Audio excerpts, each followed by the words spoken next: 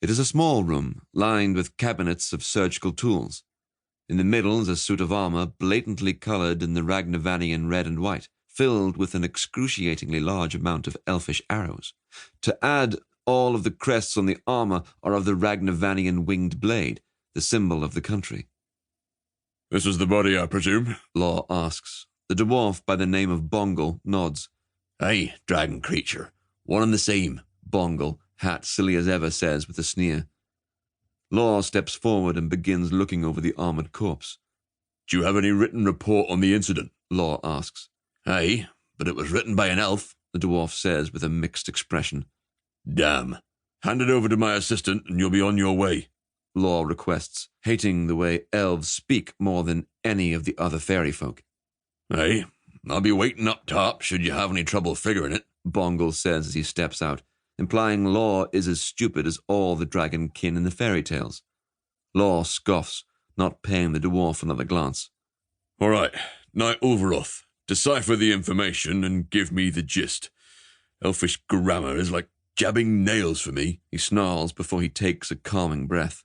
While Law dislikes elves a good deal, many elves from other realms are usually considered by the general omniverse public to be a kind, intelligent, and hospitable bunch.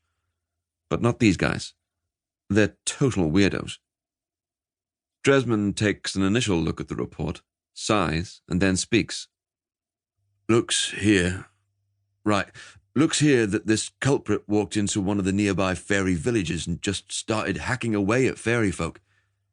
He was then Sir, Dresmond addresses. Law looks over to Dresmond. "Yes?" "What exactly is a rooty-tooty string shooty?" the young concealed knight asks with a tone of confusion. Law sighs. "A bow," the dragon kin states plainly. "Oh, I see. Right, so... Now then, what's a fussy-tussy-footy-rushy?" "It means to run, Knight Ulveroth," Law explains. Dresmond nods. "All right, so the assailant cut down about 12, consisting of 2 greater fairies, 4 dwarves, 1 halfling, and 5 elves, before he was chased down by the town's guardsmen and shot down with arrows in, which caused a slow, crying, sighing, point of dying, which I presume is the time of death, sir.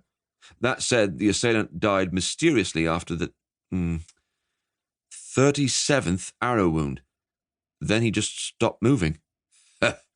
"Classic elf archery skills. They can never quite hit the right spot," Law says as he inspects the arrows in the corpse. "What's more, the assailant seemed to lose no, ooey-gooey crimson blood. Right.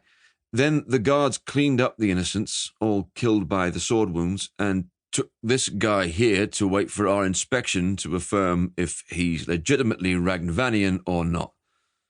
They didn't even pull off the helmet. That's the whole report, sir," Dresmond explains, placing the report aside and stepping up to the other side of the table. "Lazy-ass sparkle boys. All right, so let's take a look at this guy. Might as well start with the armor," Law says, removing his gauntlets and revealing a pair of large, clawed, dragonkin hands. Dresmond removes his gloves, ready to assist in any way. Law begins by pulling off one of the insignia on the knight.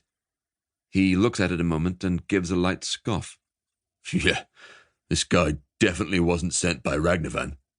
"How so, sir?" "He's covered in these insignia. What kingdom did you come from?" "One of the Midland towns," Dresmond states, referring to one of the many villages on the roads between kingdom boundaries. It's unusual to find someone from the Midland joining the Royal Knights. It's more often people from one of the capitals of the 4 Western Kingdoms, but Canvain and Ragnavan in particular, as they have particularly good reputations and propaganda budgets in those places. Law nods, first thinking the boy was from Ragnavan. All right. Which town?" "Frau, sir." "Oh. Isn't that where Order lives?" Dresmond smirks under his hood. "Yes, sir." "Inspired by our little goddess, eh?" Law asks jokingly. "Sure, sir, but that's not why I joined." To keep listening to this audiobook, I've left you a link in the description so you can do it, at no cost thanks to Audible's 30-day free trial.